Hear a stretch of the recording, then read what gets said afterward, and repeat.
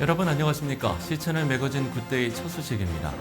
대한민국의 어려움을 기도와 말씀으로 극복하자는 114 기도운동본부가 새해 첫 연합기도회를 열었습니다.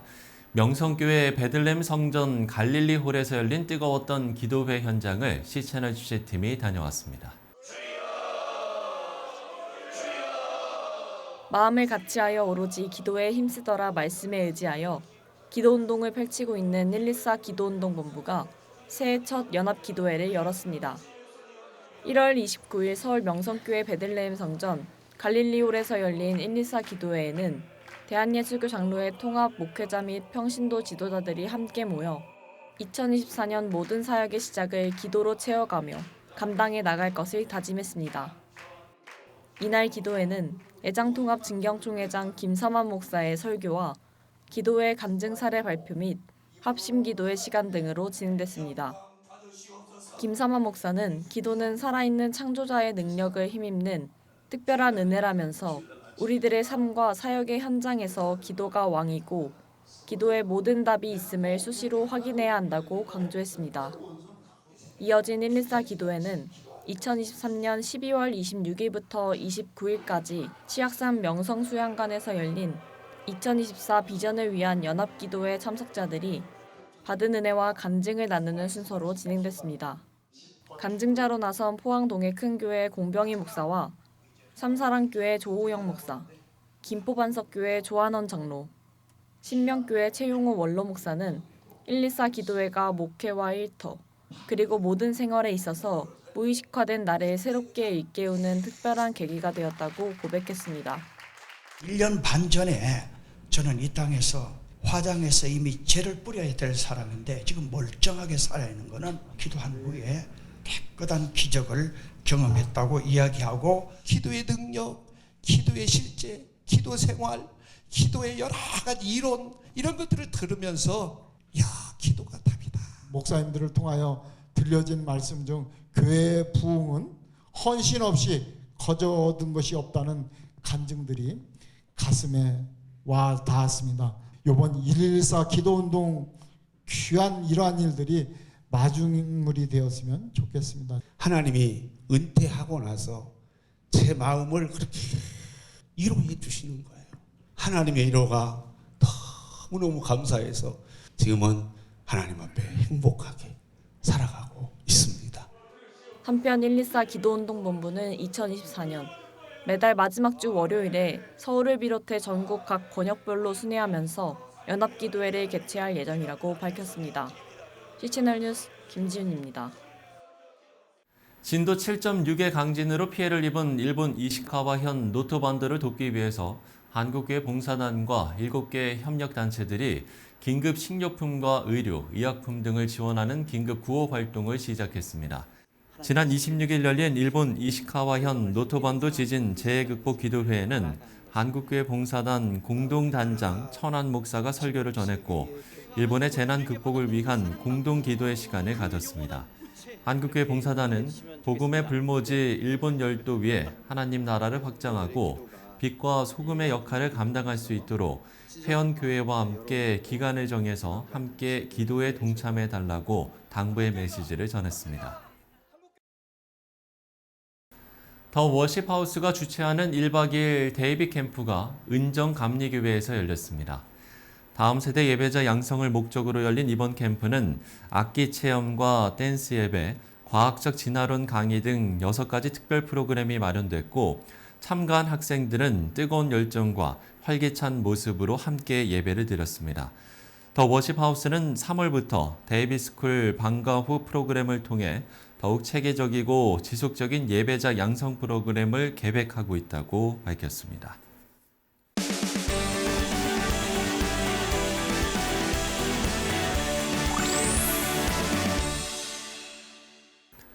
지난달 재단법인 아가페 소망교도소가 개청 13주년을 맞아서 저희도 관련 뉴스를 전해드리기도 했습니다.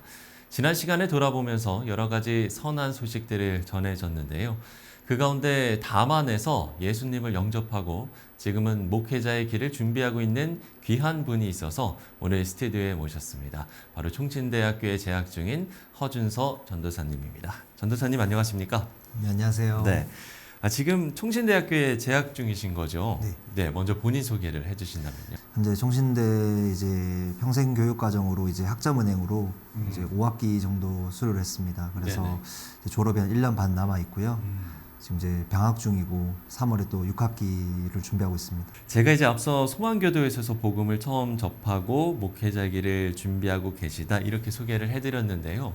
먼저 복음을 접하게 된 계기부터 저희가 이야기를 해봐야 될 것 같아요. 봉사자분들이 거의 월화수목금 매일 들어오셨어요. 아. 그래서 그때 제가 아가페 성경교육이라고 기초반이 있는데 네.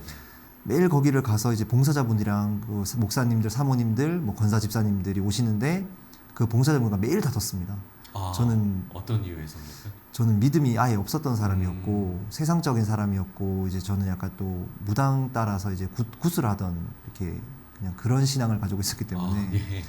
특히나 기독교에 대해서 저는 좀 불신감이 많았습니다. 소망교도소에서 그러면 이게 신앙훈련을 좀 뭐 많이 합니까? 뭐 어떤 여러 가지 공과라는 게 있는데요. 네네. 뭐 교육공과, 직업훈련, 그다음에 공장 이제 자신의 좀 상황과 여건에 맞춰서 그렇게 크게 분류를 선택할 수 있고요.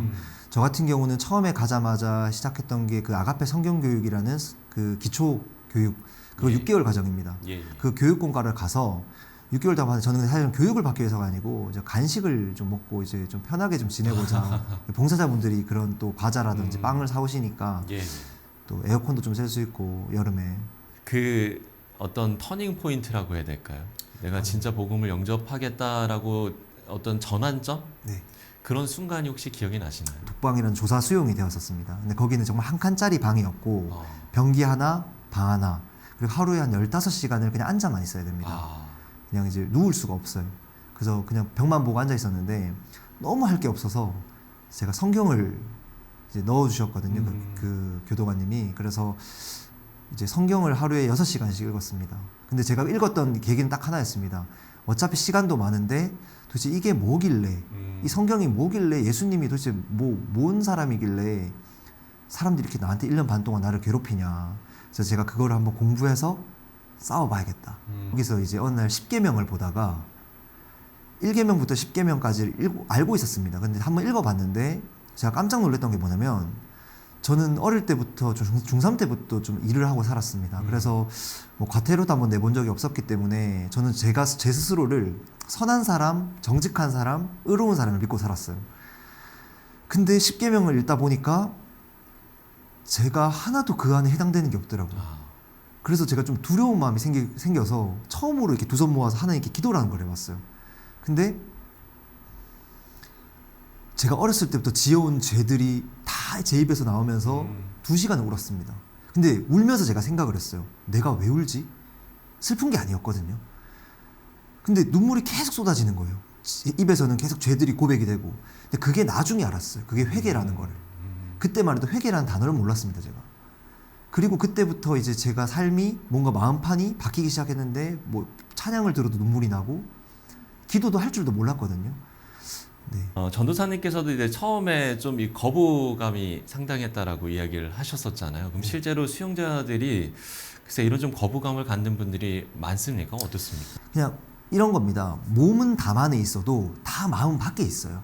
예. 나가서 먹고 살 문제, 과거의 생각, 미래 생각, 그냥 그런 게 마음이 다 밖에 있습니다. 보통 사람들이. 왜 답답하지 않습니까? 그리고 나가서 먹고 살 생각 많이 하죠.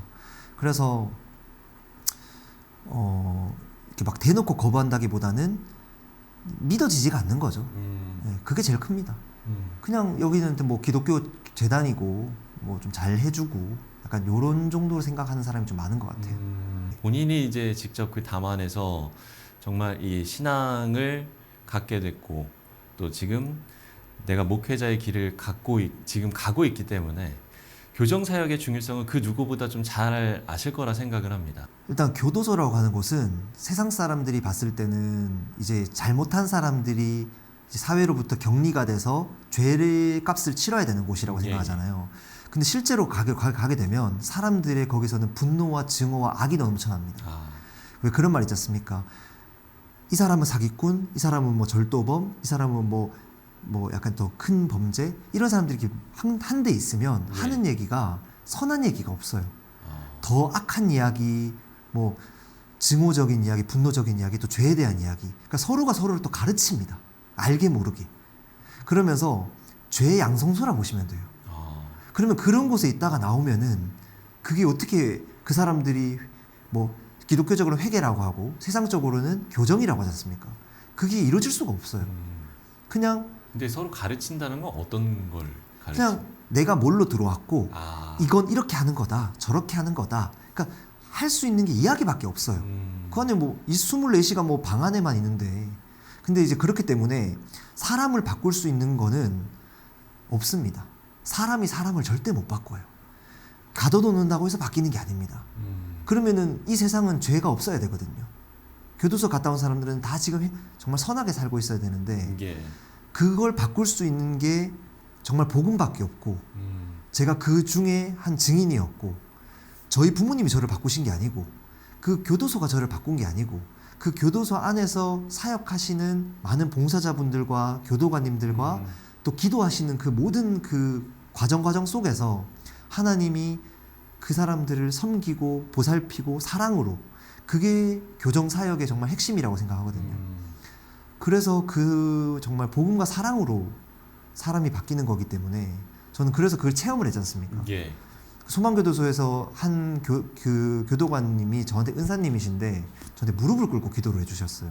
앞으로 이제 학업도 마치셔야 하고 또 아직 갈 길이 멋있지만 비전도 있을 것 같고요. 또 기도 제목도 있을 것 같습니다. 끝으로 비전과 기도 제목을 나눠주신다면 우리 시청자 여러분께서 함께 기도하실 것 같습니다. 제가 지금 기도하는 바는 아까 말씀드렸던 전국에 계신 이렇게 그 담안에 계신 분들 그런 분들에게 제가 어떻게 이 마음을 가지게 되었는지 또 저의 이 작은 이야기로나마 가서 또 섬기고 싶고 또 봉사도 하고 싶고 또 더 나아가서는 제가 해외에 계신 그런 또 세상의 지극히 작은 자들 담안에 있는 사람들 정말 가난한 자들 병든 자들 예수님이 하셨던 그 사역들 있지 않습니까? 네.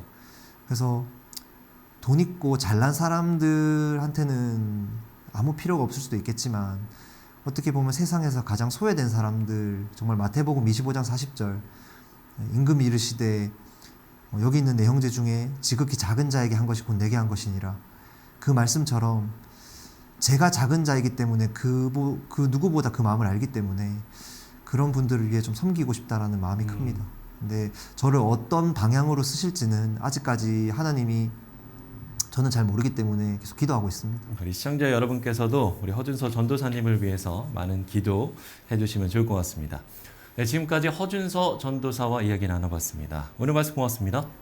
감사합니다.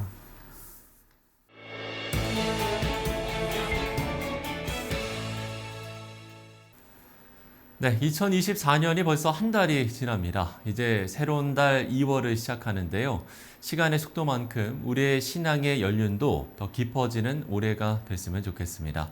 시채널 매거진 굿데이 오늘 순서는 여기까지입니다. 시청해주신 여러분 고맙습니다.